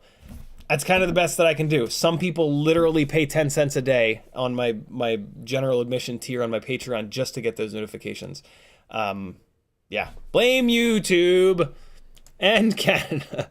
Keith Anderson also says, hope you're doing okay. I don't feel any better, but I'm not as bad as I once was, so... Long COVID, F you. Paulie Lee FPV says, nice seeing you, my friend. Keep it up. Thank you, brother. Paul McDonald says, Get FPV has V2 ripsqueaks in stock, they say. Wow. Get them while they're hot, yo. Because my frame ain't going to be out for a hot minute. Aaron FPV got his K-Truck. So much fun. Very cool, Aaron FPV. I love that. If I can convince Felix to run this one around tonight, maybe we'll chase it. Let me get caught up on chat, and then I haven't done anything, and it's 7:30 already. Marcel Faxes FPV says, hey, got my Ciotti Galaxy NASA long sleeve today. Now I'm just waiting for some tie-dye. Oh, you're gonna tie-dye it? Oh, very cool. So get me pictures of that. That's rad. Sour Sham says, makes sense. Thank you. You're certainly welcome. P. Richard Scott's in the house. What's up, homie? He says, folks, the all-new CiottiFPV you fucker. Will be in stores in 2 months. Wait for V2. Kevin Sumner says, correct. No walk snail 20 by 20 VT extra right now. Wow. I guess I have to do the 25 by 25 on the top plate. All right, fair enough. Shameless FPV says, we all know you love the ripsqueak, but as you said, we can't get that frame. 3-inch build. The 3-inch build is always a challenge. It is. It is for sure. Bulldog FPV says, I just posted walk snail video ripsqueak on ripsqueak V2 3-inch in live stream chat on Discord. Flying sucks, but you get the idea. Also, lots of crash footage too. Nice. There it is. Bulldog's got a little rip up in live stream live. Very cool. And then Marcel Alfaxis says, don't blame Canada. Shameless says, but 3 inches where it's at, by the way. Agreed. All right, let's do some of the things that I said we were going to do tonight. Plugging in the analog VRX, we are first going to fly the we're gonna fly the Mob7 ELRS with the best motors that I've found for it. If you're gonna try to fly it inside the house, I do not suggest you fly it inside the house. The 65mm builds are way better. Period. End of conversation. But this is almost the best setup that I've ever had to try to fly this accurately inside the house. The only difference is that this has a slightly heavier camera. Previously, I had this with the Mobula 6 camera setup, which is like 0.8 of a gram lighter than this current setup. I did this current setup because it performs a little bit better outside. This is a Caddx Ant camera, which is better outside. Yes, flying this, and then we're going to put 1102s on this. So this is going to go from bad to worse. More than likely, in the house. But just for the sake of, you guys having a one-to-one sort of ish comparison, here we go. First, we're going to run it on a,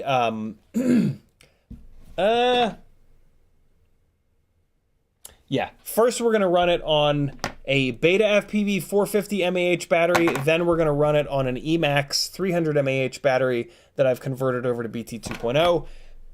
I have a bunch of these batteries and one more of these batteries ready to go for after we've swapped the motors. Cool?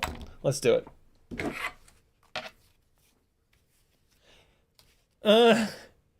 Guys, it's kind of heavy.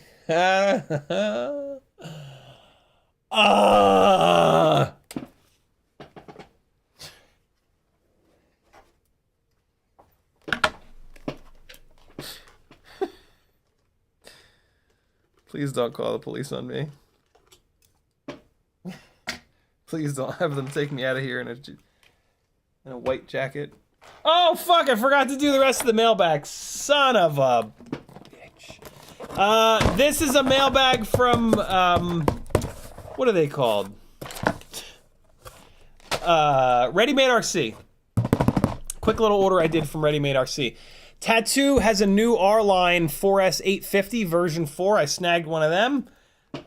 It only unfortunately comes with XT60 lead on it, but I do have a Cinewoop that has an XT60 lead now. So this is my lightweight battery for that heavyweight Cinewoop on the XT60 lead.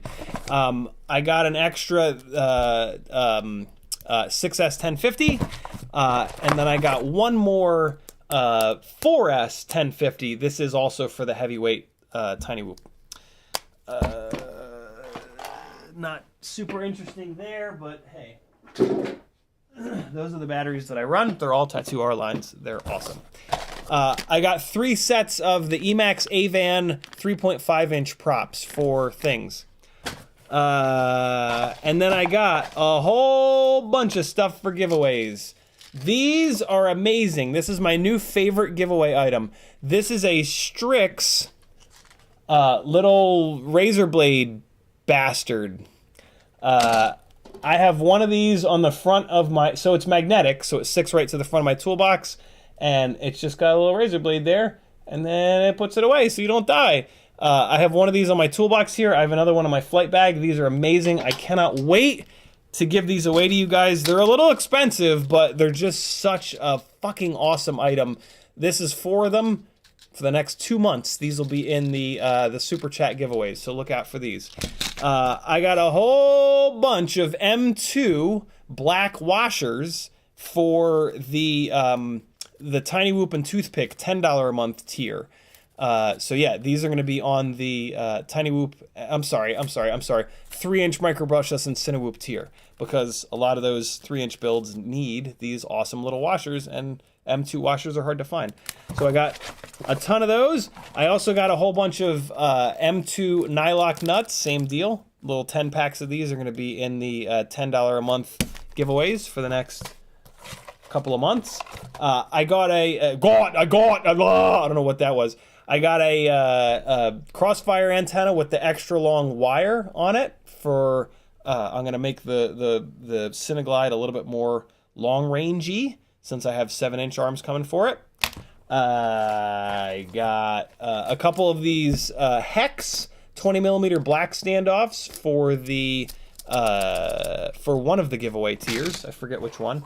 And then I got a couple of left-hand circular polarized TrueRC singularity antennas for my DJI builds, just to make sure that they have the best antennas in the game.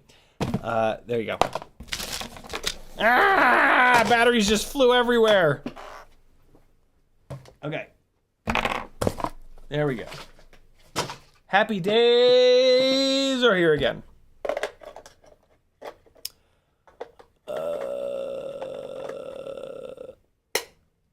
Casey Anderson, in all capitals for some reason, says, I need 1S batteries bad as I'm waiting for my disability to start before I will be able to buy any, possibly unless I get some money of something before then. LOL. I wish I had some extras to send you, Casey, but like all of the 1S batteries I have, I use. Sorry, brother. All right, here we go. And, oh man. The RX ain't working, hold on. Now it should pop up. There it is. Okay, let's get it going here. And we're going to do the 300 mAh battery. Now let's do the heavy battery first. Get warmed up on the heavy battery, and then we'll fly the lightweight battery. Maybe I can land a trick or two with the lightweight battery. Probably won't be able to with this big fat battery on this big fat rig. Okay, my goggles aren't on. It's very dark in here. Here we go. Oh, wait, hold on. RSSI low, eh? Be less low. Connect. What's happening? What?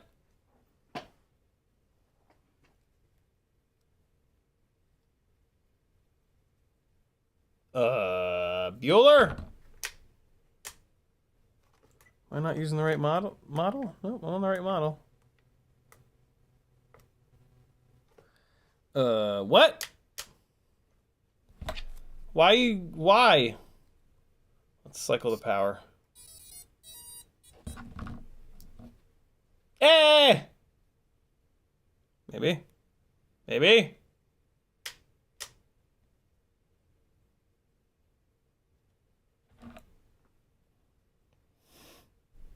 Maybe we're not flying tonight. The ceramic antenna seems to be fine.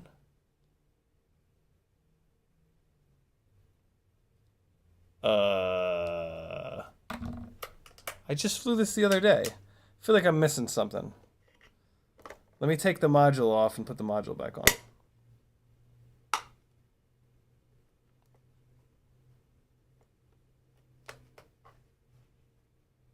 Wait a second. What?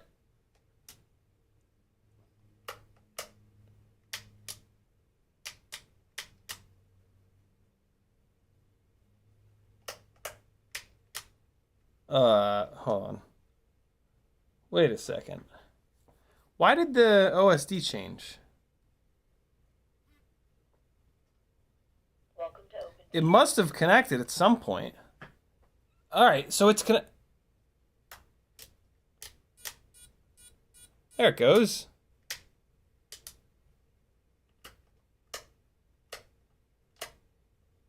What's happening? Is this real life? What?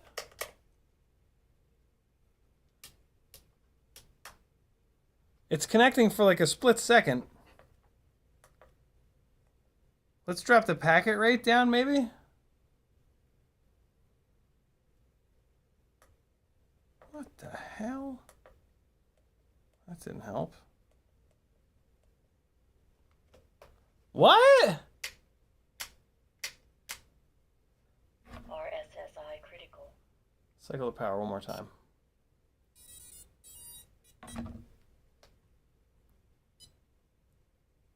Telemetry lost. Okay.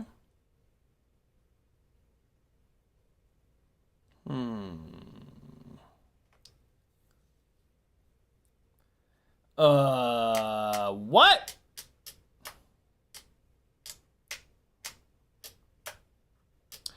All right, let's put power to another rig and we will figure out if this is an issue with the quad or the module. RSSI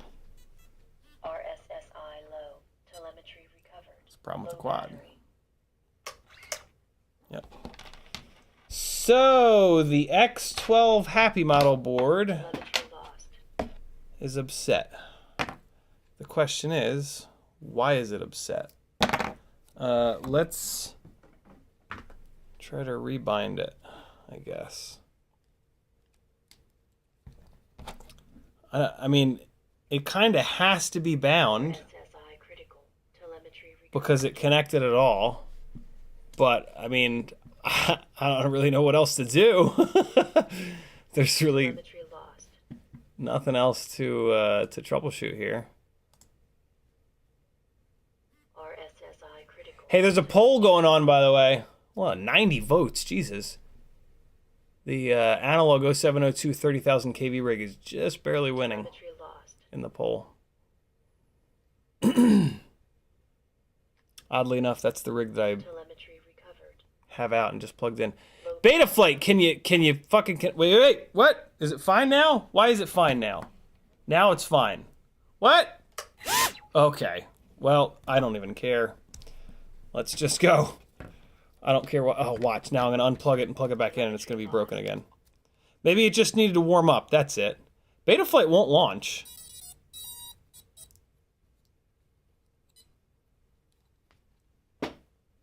You. Oh, wait. I wonder if it. I wonder if the 5-volt reg let go. And when it's plugged into when it's plugged into USB, it's pulling 5-volt off the USB. To all right, let's try that. So first, let's just try feeding USB into it and see what happens. Because that should run everything. There goes Betaflight. What the hell was that about? All right, so it's now got USB. Let's see what happens. Let's give it battery power. This is odd. Now it's got battery power, but it's still not connecting. Ooh, this is a weird one. Might as well rebind it while we're in here. Gonna go to receiver, bind receiver, and I'm gonna go into the module on the transmitter and hit bind, and now it's bound. Rebound. Telemetry recovered. Wow, it wanted to be rebound. Low battery. Oh, I wonder if there was an update. Was there a, maybe there was an update. Doesn't it do, oh, crotch cam. I told you I would give you guys some crotch tonight. That was weird. I don't care. The other rig didn't need to be rebound, though. That's weird, man. I don't care. It's working now. Let's go. Oh, God, my goggles are all fogged up. Hold on. Had them up on my head. Telemetry recovered. Can't see a goddamn thing. Low battery. There we go. That was strange. Oh, God, it's hot. It's hot. It's hot. Okay. Telemetry lost. So I just flipped it out of horizon mode and it fell out of the sky. And now it's not bound anymore. What the shit? What?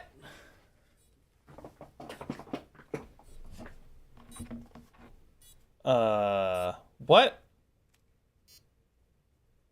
The hell? Could have been a coincidence?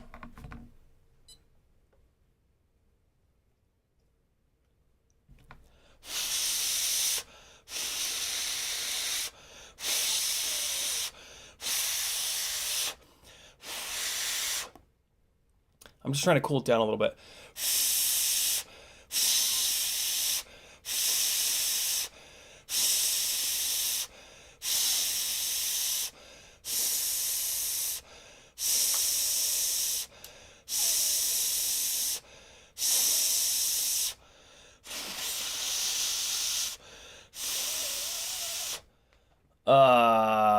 What? I think we've been struck by a happy model quality problem. Nope, there it goes. Hurry up, fly it! Nope. It binds for like a split second, and then it just shits the bed. Look at the battery voltage just going to hell, though, from just sitting here idling.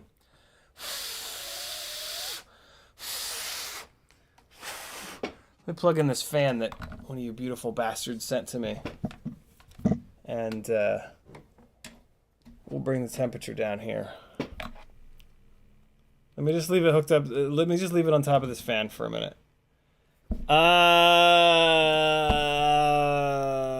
What? I mean, there. God, you can't want a blowjob. So here's a great example, right? We did the rebind thing. Didn't really need to do that because, like, but why not, right? Like, why not rebind it? The end of the troubleshoot here. Like, there's no reason to reinstall Betaflight. There's no reason to do anything because it was working totally fine. I unplugged a battery, plugged a new battery in. Unless it wiped the flight controller, but it didn't wipe the flight controller. Like, unless I over-discharged it and it wiped the flight controller, but it didn't do that because it still has my OSD in there. And so the end. Like, there's no there's no reason to continue to troubleshoot this. Like, I just hit it with a hammer and on to the next.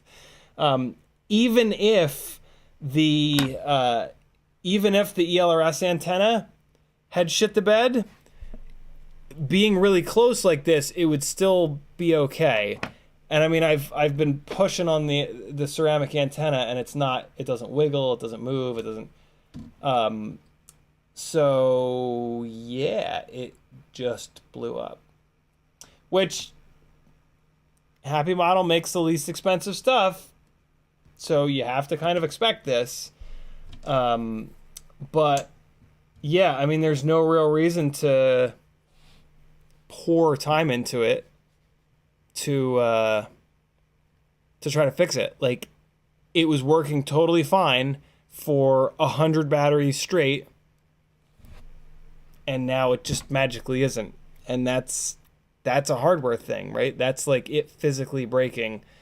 Left Step says maybe transmitter, not RX problem. So I powered up another quad a couple of minutes ago, and it was totally fine. So that rules out the module.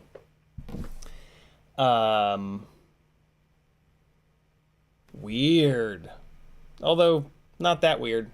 This is what you get from Happy Model. They work until they don't. And then they don't work no more. And if I remember correctly, this quad has actually fallen out of the sky a couple of times recently. So that was probably whatever the hell this issue is starting to pop up a little bit here, a little bit there, a little bit here, a little bit there. It's cooled off now. Let's give it one more shot. Nope, it's broken. Well, see, so it's connecting for like a split second. See how the OSD changed? It's connecting for a split second, and then it's just dying. I guess let's try a different battery. Even though this battery is reading 3.9, I guess maybe there's a chance that the battery is sagging like crazy. No, it's not. Well, this just saved me money on those 1002s that I would probably not like.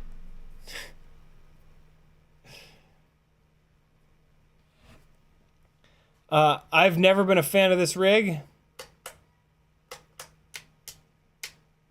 I've never been less heartbroken when a quad has died. Man, it's acting really weird. Nah, it's dead. It's fallen out of the sky a couple times. And I've had to power cycle it. And that was this. And now it's all the way done. Of course it's an AIO sour sham. It's broken. Only AIOs break. No, yeah, I mean all tiny whoops have AIOs in them. Oh, there it goes. See, and you see how it's intermittent? Like, it's coming back to life, it's going away, it's coming back to life. That's not software related. You know what I mean? Like, that's a physical. Telemetry lost. It's broken. Yeah, and see, now it's shit the bed again. Happy Model Mobula 7 ELRS. Death.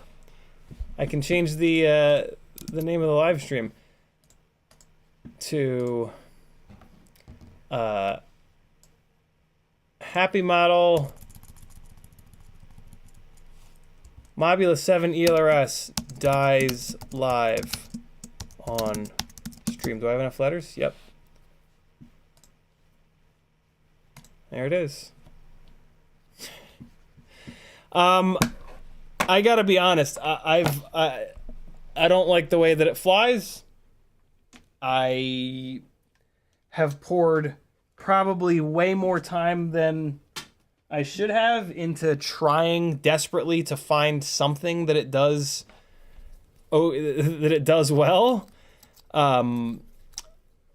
It probably just did me a favor. It probably knew all of that, and it was like, you know what? Let me do this guy a favor. And it just stabbed itself in the neck. So, cool. Now we can fly. The pole, 37% of the pole Analog 0702 30,000 kV. It's going to fly way better. I'm going to have way more fun. You're going to get to watch much better flying. Awesome. Let's get it.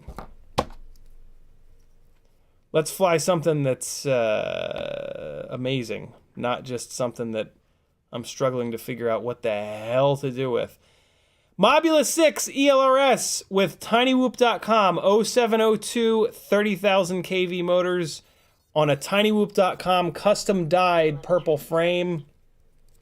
Low battery. BT 2.0 conversion, Gemfan biblades. This is the best flying tiny whoop in the world. Here we go. Now I'm gonna put some music on too. We're gonna fly to music.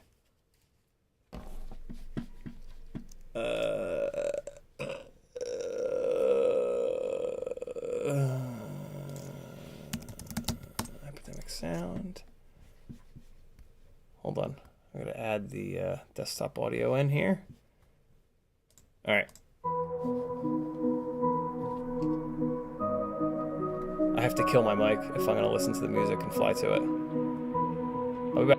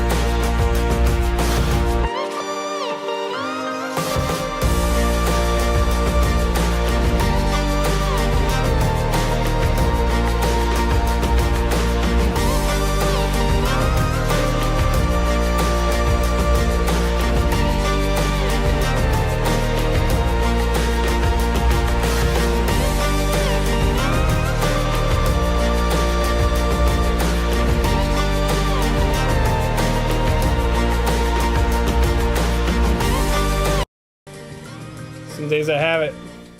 Some days I don't. Today's a rough day. Got a couple cool things in there though. Let's keep going. Shout out to Sage for helping a brother out. Here we go. More destruction.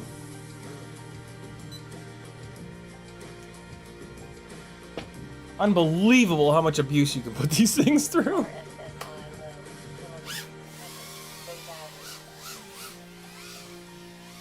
Hold on, let me give you guys full music.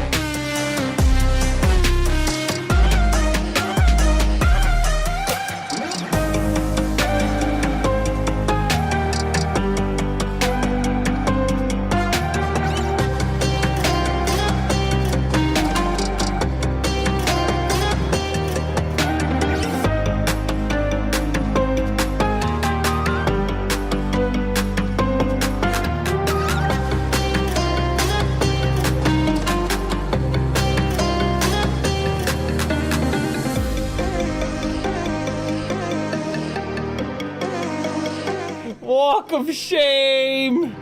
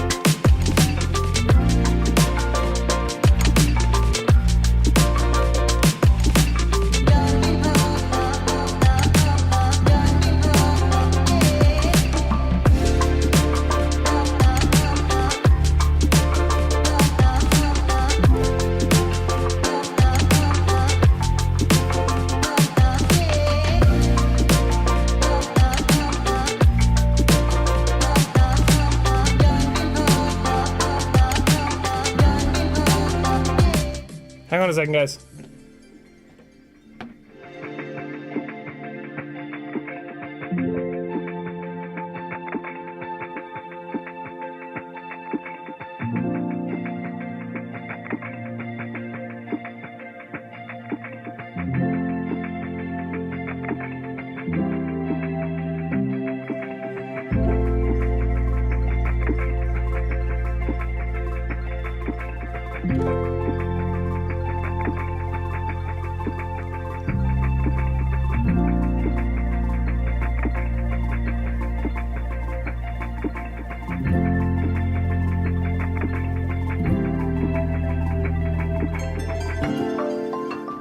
Last battery, here we go.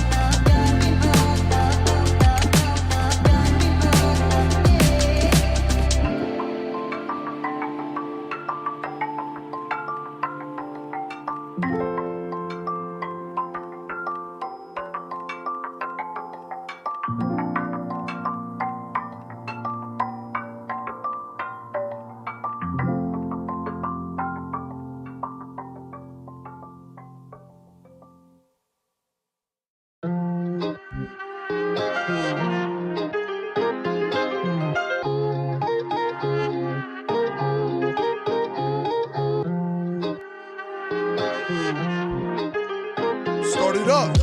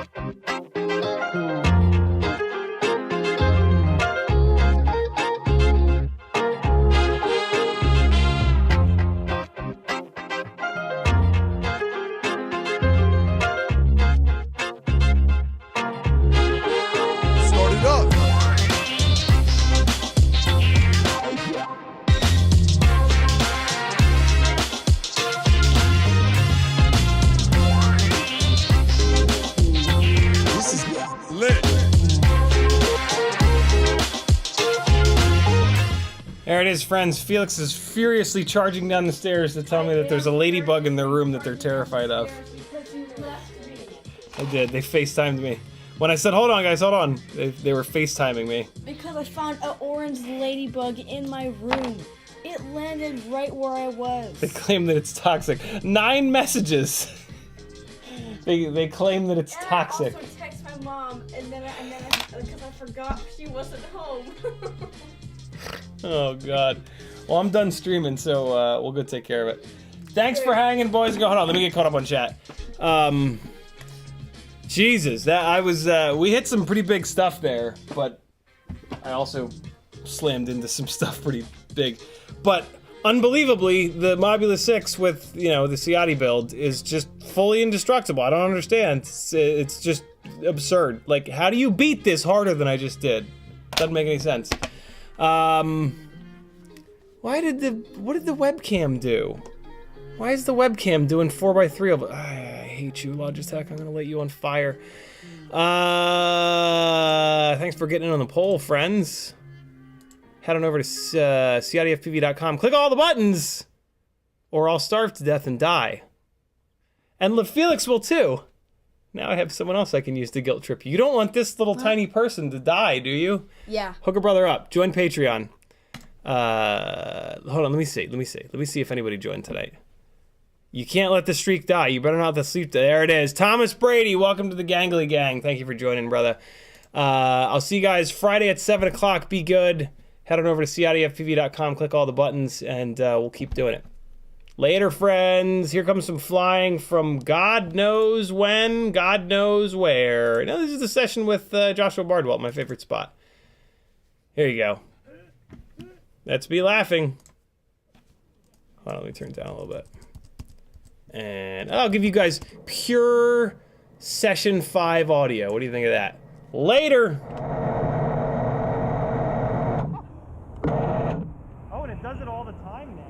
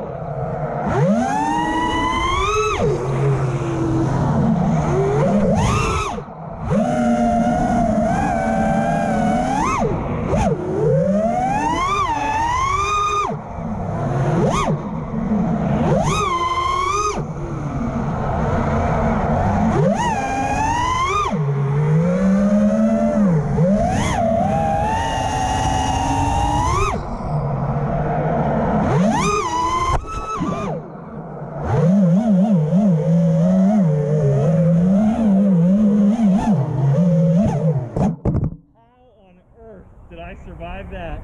He is security, by the way, so don't do this. Okay.